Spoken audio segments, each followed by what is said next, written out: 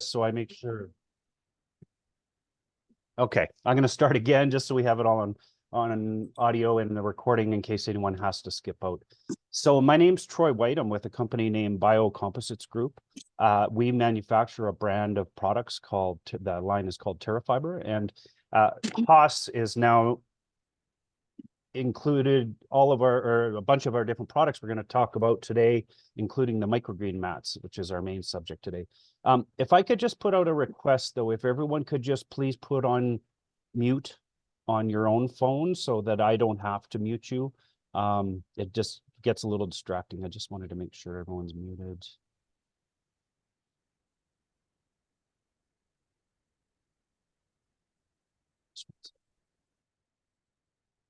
Okay, I think that's it. So Biocomposite, we manufacture the TerraFiber line. Who we are, and this will be really quick. It is important though to hear a little bit about why this product line is so successful for us in the microgreen space. We have been around in the hemp world for about 12 years and selling commercially for about 6 of those years. What we do is we are a hemp processor and consumer goods manufacturer. So we buy the waste of the hemp plant. So a lot of people have heard of the cannabis plant. They don't realize that that's an all-encompassing name, and I call them cousins. There's what we better term as marijuana side, which is the high THC and CBD side for recreational medical use. And then there's the hemp side, which is where I'm on. And that is more used for hemp seeds, hemp seed oil, hemp fiber, which is where we play, and then hemp herds, which we also play in. And I'll go through a little bit of everything today. We do ship all over the world. We are headquartered in Alberta, Canada, up in Drayton Valley, small town. And from there, we are leading the way in consumer goods products for the hemp world.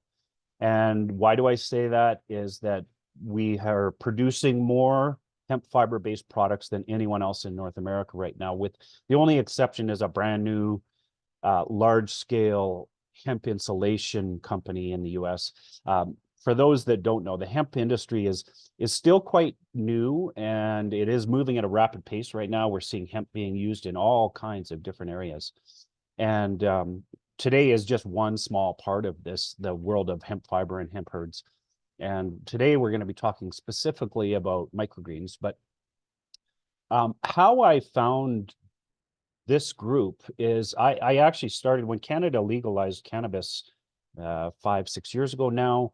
I got in there. I had a marketing sales background, and I launched all the new products into the marketplace when this was a brand new industry into Canada, and learned a lot about all types of different gardening from there, of course. And then if you don't know, the Canadian cannabis industry has been in absolute turmoil for a number of years. So I saw the turmoil, saw it coming, and what I decided to do was move on to a large-scale distributor that sold growing supplies to the cannabis companies. And what I found was that they're still out there growing, but the rest of the cannabis industry was in turmoil, but all the large and small scale growers still needed supplies. So it was through there that I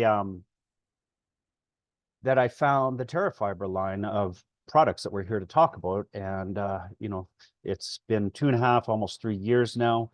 And I absolutely love where the hemp industry is going. And today we're gonna go specifically into, sorry, I just wanted to share my screen here 1 second. Okay, so today we're gonna go into a little bit on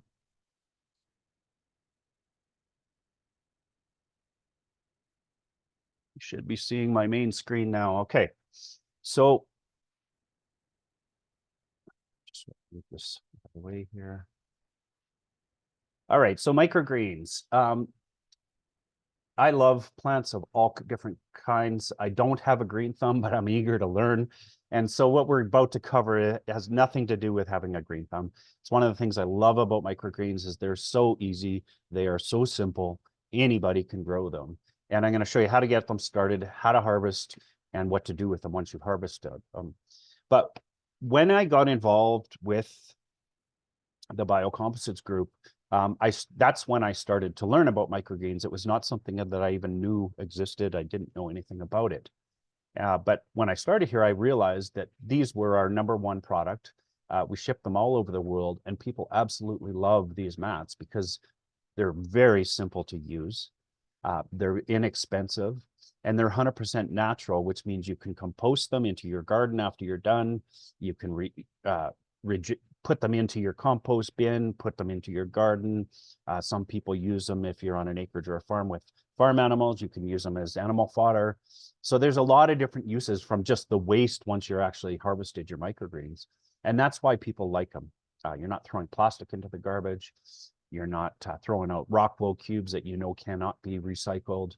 So it's a very simple, natural product made of 100% hemp fiber. So, and most importantly, no green thumb is needed. So all you really need to get started in this is some seeds, some microgreen seeds. We're going to get into that. A couple trays, and then some mats.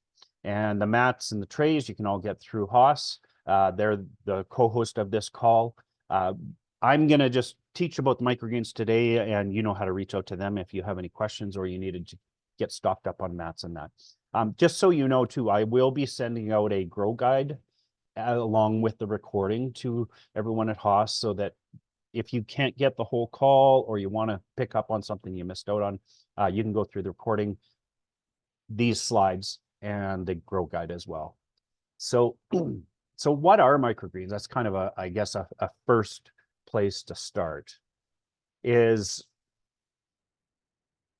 well, actually, I already went through that. What are microgreens? They are immature seedlings of plants you already know and eat. So broccoli is a prime example. Broccoli, we're used to these big, large bulbs of broccoli that we break up and cook in various dishes. Broccoli seeds, whether they're microgreens or not, are the same thing. So what microgreens are is when you grow from seed, you grow from seed only up until the first or second set of leaves. So this is where a lot of people go wrong, is they let microgreens get too tall. So the shorter the microgreens are, the more dense the nutrition is in the greens. And that's something a lot of people miss, is that they let them grow bigger thinking they're getting more benefit, but you're not. The smaller the microgreens, the more nutritionally dense they are. So I typically, and we'll get into the whole about how you harvest after, but I typically let them grow to about 1 to 3 inch, depending on the type of seed we're using at the time. So all you need is your seeds. We'll go through a bunch of different kinds. You need a couple trays to grow in. One of the nice things about these little mats too that we're going to go through is you don't even need fancy trays. You can use Tupperware dishes, work just fabulous. If you want to keep it simple, we'll go through a couple different sizes of these mats. And then a couple different sizes. And then if you're in like an apartment or a condo where your space is a little more limited, you may not want these big 10 by 20 trays all covering up your kitchen counter. So a little tiny, 5 by 5, 5 inch by 5 inch Tupperware dish with a single 5 by 5 mat is all you need. Put your seeds on, you wet it, put it in the window. 5 to 7 days later, you're chopping and eating. So very, very simple. And space is not important. You can do this on any type of space limitation. And then the last thing you really need for this is sunlight, or if you don't want to put it in a window and you have to be careful, direct sunlight. The alternative is that or some type of an LED grow light. It doesn't have to be powerful grow light or any means. These microgreens grow very simply. They don't need a ton of light, but they do need light, and they won't grow properly if they don't. The initials, and I always pronounce cotyledon. You'll see, I'll show the slide later. The first set of leaves that come out when a seed sprouts is called the cotyledon leaves. They are not the true leaves. They eventually fall off once the plant gets to the second, third, fourth set of leaves. So I'll go through pictures so you can understand this, but it typically is 5 to 7 days from seed to harvest, and your second set of leaves. The cotyledon is the first set. Your first set of true leaves is when you harvest, and I'll go through some pictures to show you that. Another reason why harvesting them when short is really effective for nutrition in that all the phytonutrients and chlorophyll are much more condensed when they're short and tiny plants. There's a few different ways you can grow microgreens. This is just one of the ways. Of course, we love this because we manufacture the product, but you can also grow them in soil. There's cocoa mats, there's foam. There's probably I've seen some people doing them on top of plastic trays. I've even seen people doing them on paper towels, and they all work. Don't get me wrong, they all work from varying degrees, and you'll get different types of harvest from each, and you have to dial in or figure out what type of irrigation works best. But they all work, and I really just want to make sure that everyone understands they all work. But we believe that the hemp mats from TerraFiber work the best.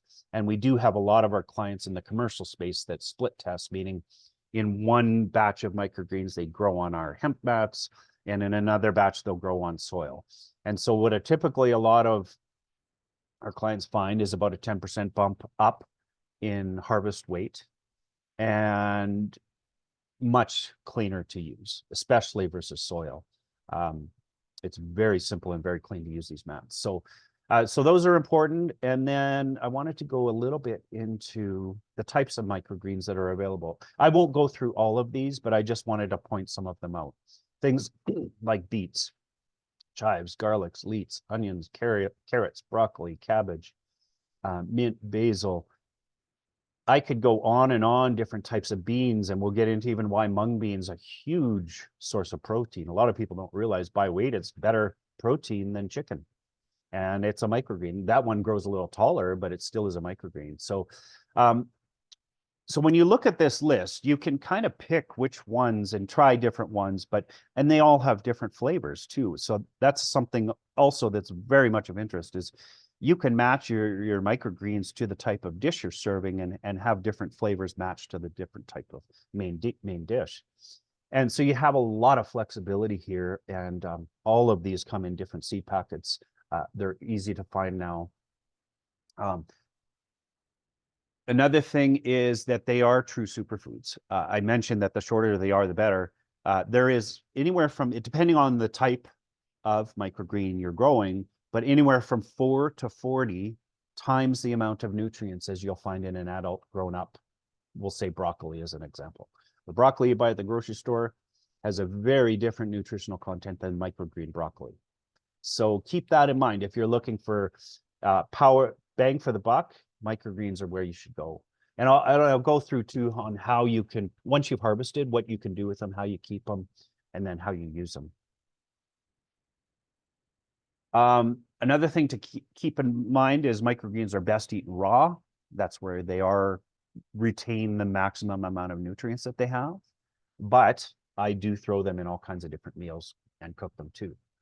Broccoli, mung beans, and pea shoots all have very, very high amounts of protein. Pea shoots, as an example, 11 grams of protein per cup of pea shoots. And just so you know, one little 5x5 mat grows about one cup of microgreens. The only limitation on microgreens is you don't get any fiber on microgreens, or very little. That's as the plants get bigger, that's where the fiber comes in. So some of the big benefits of them is not in the fiber, but it is in things like the price. Way cheaper to buy this or to grow this than buy it at the grocery store. You know exactly what's going into your food. And this is one of the things I don't think a lot of people realize, what really goes into your food. I went on a tour a couple years ago of a whole bunch of wineries to see what they're doing for weed suppression.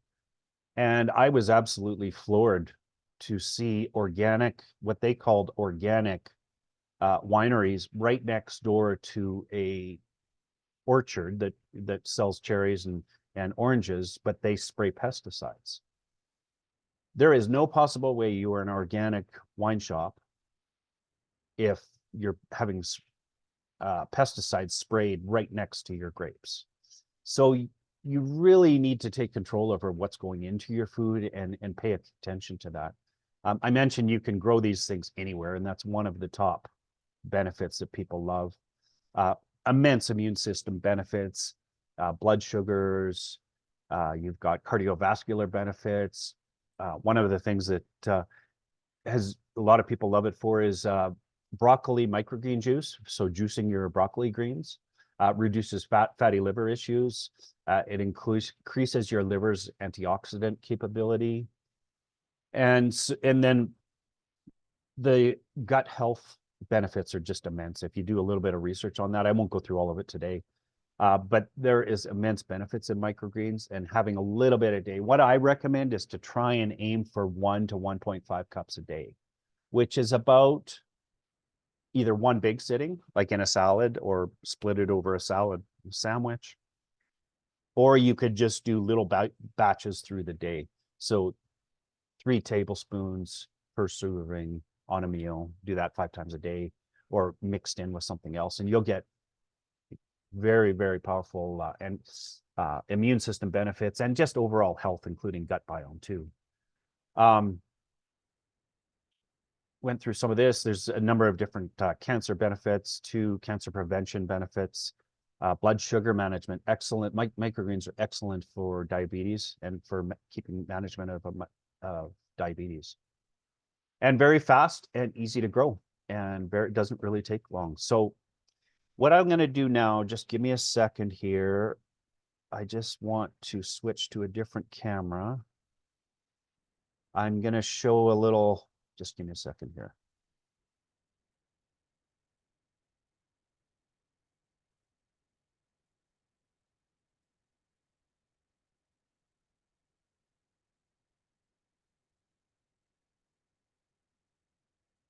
You should be seeing, hang on one sec.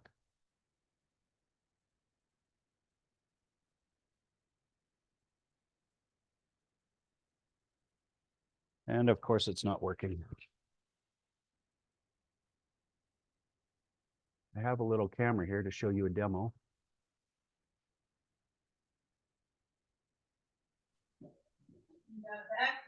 And of course, it's not working. Sorry, I gotta just. Yeah, except for the Hang sound. on. Could you mute yourself, please? I'll have to do it manually.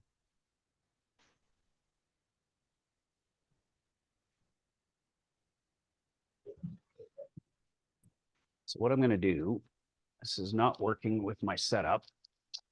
So just one second.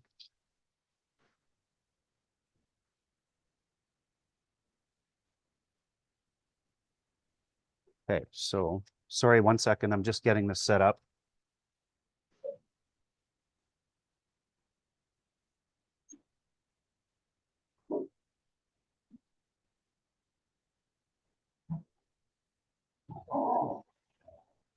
Could you please mute yourself?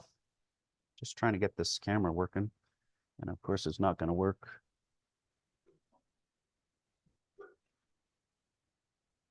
Just doing a little demo here of how to grow microgreens and trying to get this camera set up. Of course, it was working just before the webinar, so, but that's the way it works in demos. So one second here.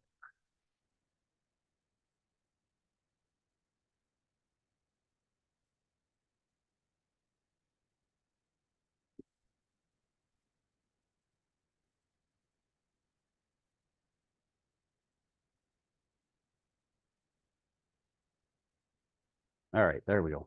Sorry about this. So this is a bad way of doing it, but this camera is not working properly right now. I'm going to try this way.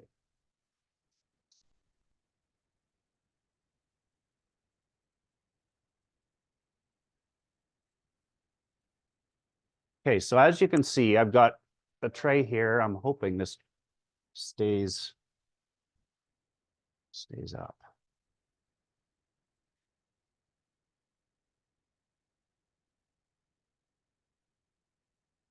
One sec.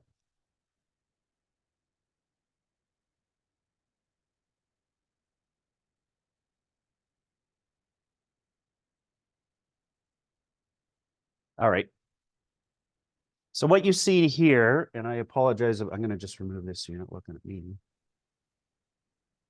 Okay, so here's a couple different options on microgreen mats that you can get from Haas. So first off is our most common one.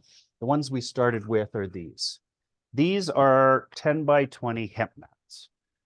As you can see, they've got, this is a cellulose-based scrim on the back. It just allows the roots to bite more. So you place your seed. I'll show you exactly how I would go about doing this, but mat fits inside of a typical 10 by 20 tray. The 10 by 20 tray also fits 8 of the 5 by 5s. If you don't want to have the same, like if you don't want to have a complete sheet of the same microgreens, do the little 5 by 5s and you can have 8 different kinds. And then the other type are the 5 by 5s. So I mentioned these are much more flexible for how many. They fill a full tray again, and I'll do the demo on the 5 by 5s too. With the seeds, you can have all kinds of different seeds out there. They come in big bulk packs like this one, where there's like half a kilo or a kilo of seeds in there. Little tiny packs like this. This is from West Coast 3-week blends. So this is an example too of blends that.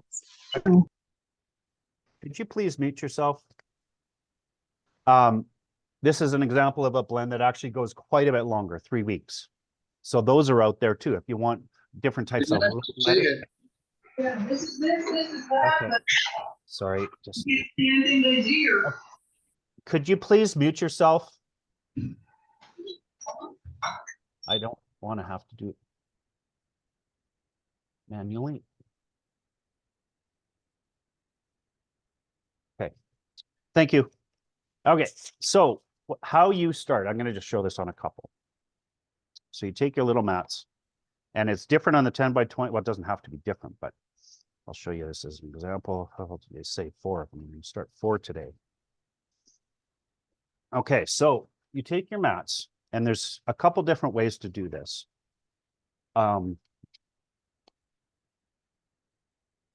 I have my own preferred way, and to me, this is the way you should do it, or maybe a variation of, because the number one problem that people have with growing microgreens is they add too much moisture or too little moisture. So I want to show you how I personally do it to get the perfect amount of moisture. So first things first, you need to soak these mats, and hemp is a very, very absorbent product. So you will be shocked and surprised at how much water. Could you please mute yourself? How much water you could. We can only see you. We can't see what you're. We can't see. You can't see the demo? I'm assuming is what you're saying. Yes, that's what they've been saying. Okay, just give me a second. There's 2 pages of screens. You may have to go to the second screen to view them. He is there. I can see both your screens. Just a second. Why it's not showing us. Okay, one sec. Technical problems.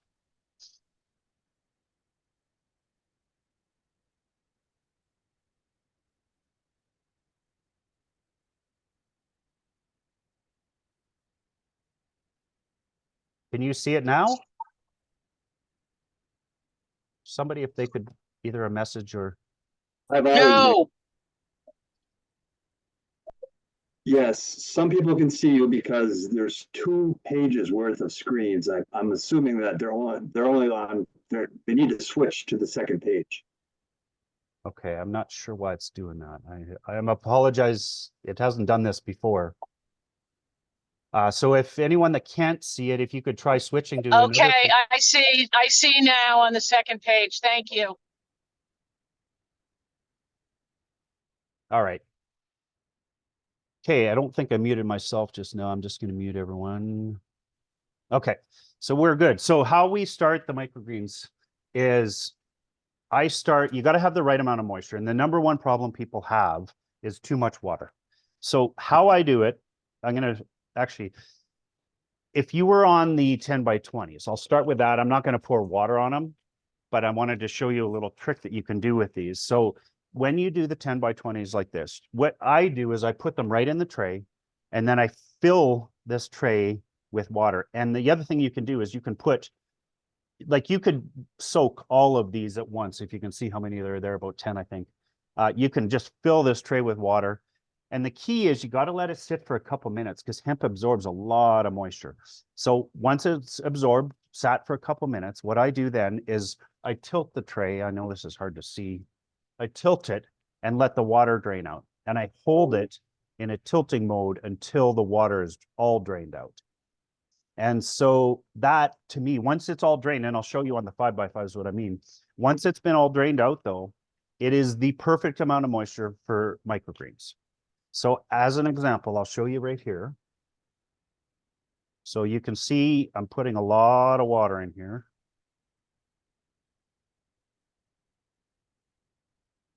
And of course, I just realized I used a different type of tray. Some trays have holes in them and some don't.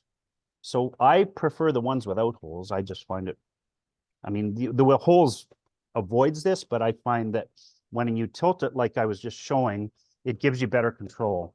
You know exactly what's going on. So I let them sit in the water. So there you can see the water is moving around. There's lots of extra water. I let them soak a couple minutes like this. And chances are it will take that. So that was about, I don't know, a couple cups of water. You'll see that there's still water floating in there. So let's just say I had let that sit for a couple minutes. What I would do then is I would just hold the mats and drain the water. And I just keep draining until it turns from a flow to a drip. I won't wait there. Once it starts dripping, that's the perfect amount. Okay, so this is one way of starting your microgreens, and I'll show you another way too. So this way, what I do, and each type of seed has its own density. You'll have to read the packs. They all have a listing on the back or the front that says approximately how much you should be using per square inch. I'll show you kind of how I spread them out though. So we'll take this one as an example. More scientifically or accurate would be by tablespoon. I would usually put about 2 to 3 tablespoons on here. I like them fairly thick. Not everyone does. So I would put my microgreens like that. I would just spread them out to the edges. Okay, kind of like that. I'll just show you a different kind so you can see the different types of seeds. I won't do all of these, but you'll see a little bit different seed here. Put a little more dense on this one just so you can see. This would be kind of a more dense version, I think. And what I'm doing too is I'm spreading them out, but I'm also pushing them into the moisture. So one of the keys is to make sure that they have moisture and high humidity for the first 24 hours of growth, of germination. So we've planted the seeds, pressed them into the mat. We've drained out the excess water. And then one of the little keys that I love is I put another tray on top. This one has holes. Preferably one without holes would get the most benefit. What that does, now I only put it on top for 24 hours, no longer. What it does, when you put this on top of the seeds and you close them off, it takes off all light, which does help in the initial 24 hours of germination. But more importantly, it's pressing on the seeds down further into the moisture, and it's keeping the humidity or the moisture levels down into the mat. So the humidity level gets very, very high at the mat level. It's also part of the reason why you don't want it more than 24 hours. Is if you go more than 24 hours, you're going to probably start to get algae, mold, and mildew issues. Plants don't like no oxygen. So you have to make sure that after 24 hours or even less, you pull that top tray off, and then I'll walk you through. One of the ways, though, that you can avoid any type of mold, mildew, algae on this, and I do recommend you do this, is when you're doing your initial water, fill it with water and then throw in a teaspoon of hydrogen peroxide and use that. And what it does is it just completely cleans it and eliminates any algae, mold, or mildew. It's a really simple solution. A lot of our clients use it in both residential, commercial, and commercial side. So it's a real simple way to make sure that you're going to avoid that issue. Okay, so you've got that's been on for 24 hours. Then the next thing I do is I put a dome over top. This is a little short dome, that small one. There's thicker ones that you can get.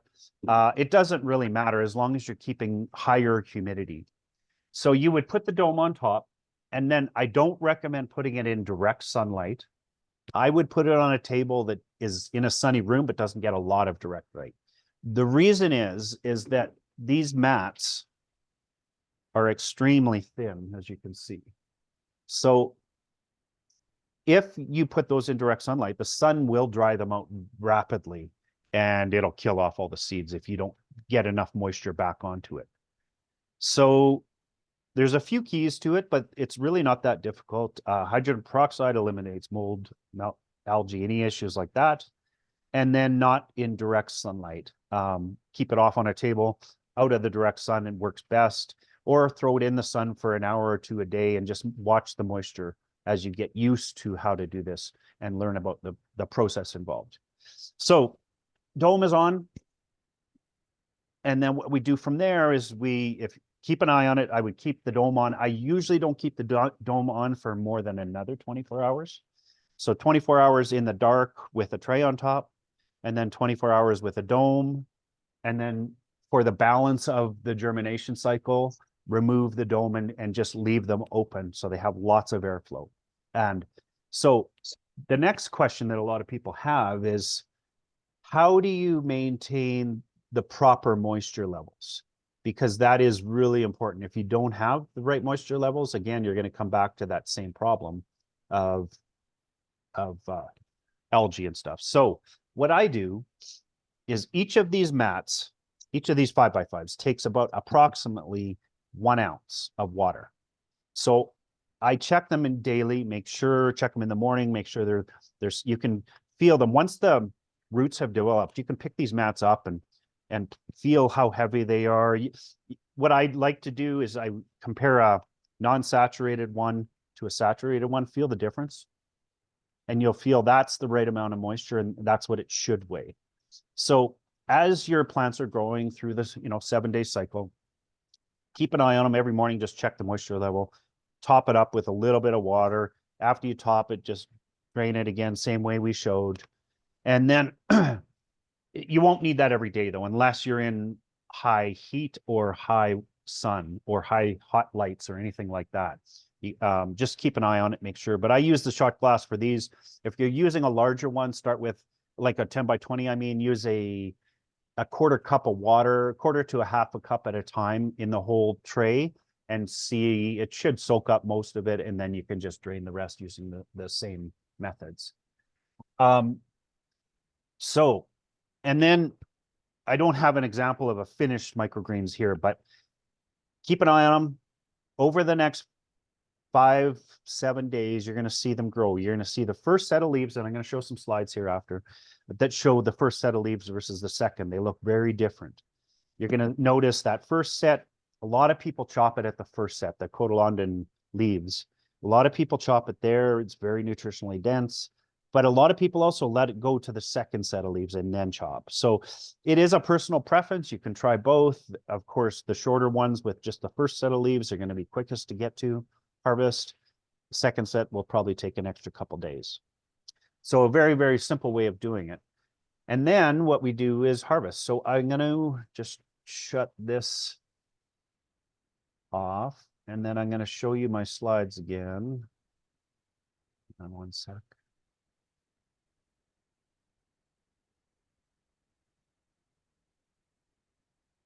And you might have to switch back to the other screen. I'm not sure how that's all looking for you.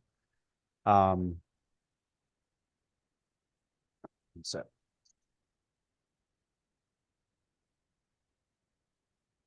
Okay, so in the grow guide that I'm going to send everyone, it's got some other instructions that kind of back up what I'm saying, so you have it in a different form, in a written form. One thing here I noticed is some people do pre-soak their seeds. The only time I think that's necessary is on tougher seeds like hemp seeds or larger seeds like mung beans or peas. The larger the seed, the more benefit you get from pre-soaking them for 24 hours. Just this says 6 to 8. I do up to 24 hours all the time and never have problems. So, and what it does is full immersion in water just gives them a much better chance of germinating. And so that you'll find this in the grow guide that I'm going to send out, a couple different examples and pictures. The other thing you can do, you'll see on this middle picture, is you can send or use a spray. Instead of using tap water, like in a cup and pouring it over top, you can spray them, same thing. Either to get them started and germinating or the follow-up every day, you can spray them. Just make sure, the key is make sure that you spray enough and then tilt it or eliminate all the excess water. You have to always be cognizant of how much water's in there. If there's too much water, it will cause you problems. So I had mentioned 2 sets of leaves. You'll see here's a few different examples of what the leaves look like. The cotyledon leaves, they typically are round with no serrated edges. Those are your first ones. The true leaf have little serrated edges. They look different. So I was saying some people chop at this first stage, some people chop at the second stage. It's kind of a personal preference. They both are nutritionally dense. I wouldn't go much past the second set of leaves, so just our own experience and research we've done on microgreens, and the amount of nutrition is definitely bigger on smaller. Okay, so you've got them 5, 7, 9 days, however long it's been. They're 2 to 3 inches. You're on your second set of leaves. Now it's time to harvest. So a couple different options. You can use a knife, you can use scissors, and the same process is on 5x5s or on the 10x20s. Before I get to the harvest, you can just pick them too, though. And a lot of people try to sample them that way. You can pick them right out of the mat and eat them. They're delicious. And they're a nice little nutrition boost as well. So what you'll see here, this bottom right picture, it shows using scissors to harvest. So all you really need to do is you pick your mat up and just chop right at mat level, like a 1/4 inch above. And then your greens go into whatever. If you're eating them right away, they go into your meal. Or if you're saving them, and I'll get into a couple ideas on saving them, go into there, then you can recycle or repurpose what's left over the mats. They are only one-time use. So you can't reuse them. You're going to run into issues if you try and reuse them, but they are one-time use. And you can recycle them after. So now that you got your microgreens, what can you do with them? Here's a long list of a bunch of things I personally do. Soups, excellent topper. For any kind of a dish, you can throw it on your chicken, your fish, your beef. Salads, toast, pastas, smoothies, noodle bowls, stir fries, pesto, eggs, pizza. They do, and what you'll find is certain microgreens have different types of tastes and flavors. So it will be completely up to you to find the one that you like, and then go through that and make sure that the taste is exactly what you would like and match it with the type of food you like. So another thing I do, I had down here in the top bullet, is I freeze them. So when I make more than I need, I throw them in a Ziploc and freeze them. Now, I know that freezing it does break down some of the nutritional content of the plant. I get that. But that said, there still is nutritional content in them, and it is a very easy way for people to have fresh, well, not fresh, but fresh frozen microgreens ready to go anytime when they need. So that's one way to store them. The other way is just in a Ziploc, but you can only in the fridge, and they're really only good for a couple of days. So that's where you'll have to make the decision. Are the 5x5s better for you, or are the 10x20s, and how much microgreens? So 5x5 will, I think I said it, but I'll recap it. A 5x5 mat will give you approximately 1 cup of microgreens. So that's about a day's worth of servings. A 10x20 would be about 8 days. So about a week is about perfect for and they would keep, like, if you grow them eat what you're using that day and then freeze or just put the rest in the fridge. You'll be good for a few days, and they will last out the week like any other vegetable. Typically green vegetables, if they're kept properly in the fridge, will last for, 5 days, 7 days. Okay, and so what I wanted to do now was get into some questions. I know that I saw some things coming through. I went through that fairly quick, but microgreens are pretty simple. That's really what there is to it. So just a second here. I just wanted to.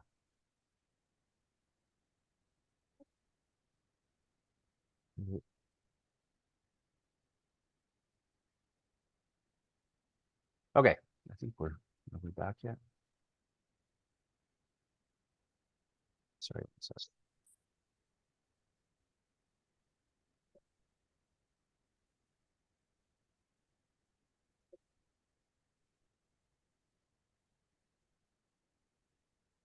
Get this thing to stop sharing. Sorry, 1 second.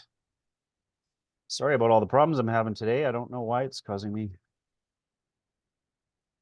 problems. Anyhow, if there are some questions, there we go.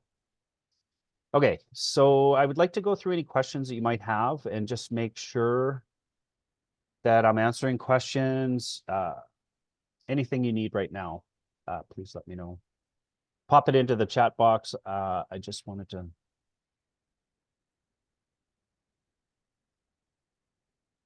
Chat box. I've got quite a few people.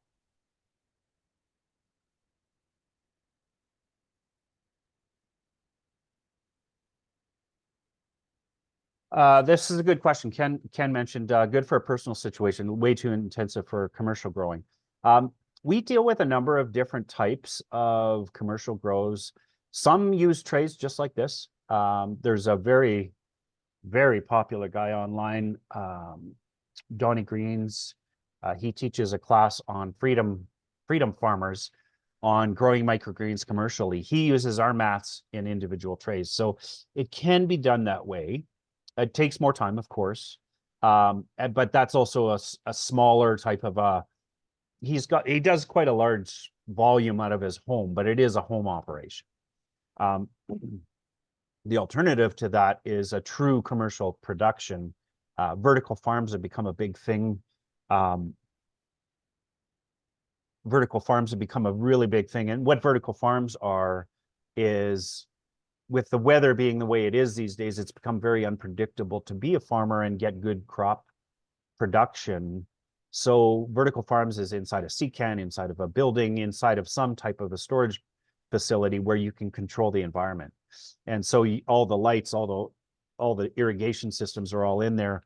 And we do work with a lot of different commercial environments. And yes, they're bigger trays, of course, to cut down on labor time. But these do work really, really well in commercial operations too. Do you throw to what? Good question, Louise. I recommend don't reuse it. You will run into problems like algae and stuff. They're not meant for that. They're one-time use. Now, I wouldn't personally throw them away though. What I do is I chop them up into little bits just using scissors and throw them in my garden. There's a ton of nutritional value to your other plants in those mats. Not only does the hemp mats carry a lot of different types of vitamins and nutrients for other plants, but the microgreens themselves, all the roots are still there. The little bit of the stems are still there. And those nutrients are fantastic for your plants as well. So good question though. Let's see. So somebody raised their hand. Just going through comments here, just making sure.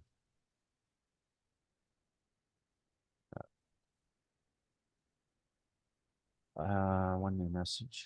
So the greens on the 5x, 1 cup of serving, then it's done. 1 use done, yes. And then the larger, well, I should clarify. Yeah, the 5x5s gives you approximately 1 cup of microgreen servings. And then you would recycle it or repurpose the mats. And then the larger mats would also be 8 days of use, and it's the same thing, one-time use also. So no matter if it's the 5x5s or the 10x20s or one use. The way the hemp fiber works, it starts to break down immediately once water has been exposed to it. And so we don't recommend going to multiple uses.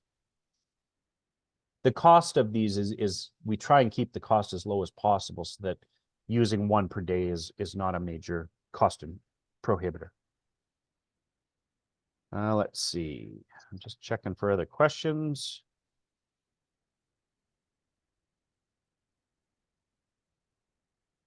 Okay, any other questions? And just remember too, the recording will come out with a grow guide that comes with it.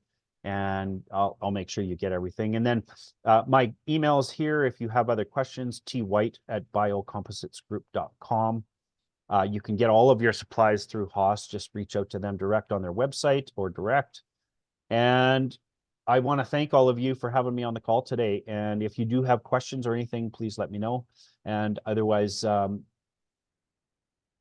please give some microgreens a try, and we would love it if you use our TerraFiber mats, and you can get all of that right through Haas. So I think there was okay. I don't see any other messages or questions or comments. I'll just give it 2 seconds, but if no other questions, we'll sign off for today. And if this was of enjoyment, please let us know. I would love to do more. We have a whole line of cubes for seed starting and other products that Haas carries too. So thank you again for the Microgreens 101 training. Talk to you soon.